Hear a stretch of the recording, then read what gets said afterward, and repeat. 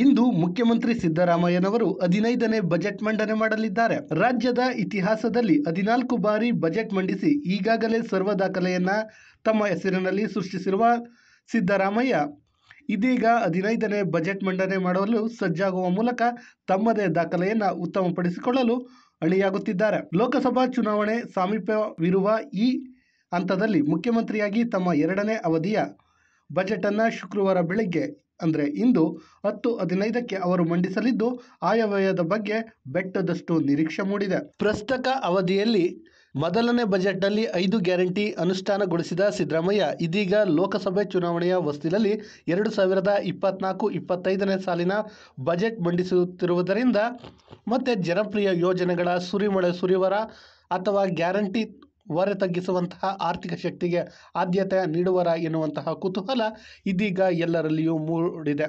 ಮೂಲಗಳ ಪ್ರಕಾರ 25ರಿಂದ 30 ಸಾವಿರ ಸರ್ಕಾರಿ ಹುದ್ದೆಗಳ ಭರ್ತಿ ಭರವಸೆ ಮೂಲಕ ಉದ್ಯೋಗ ಗ್ಯಾರಂಟಿ ನೀಡಲಿದ್ದಾರೆ.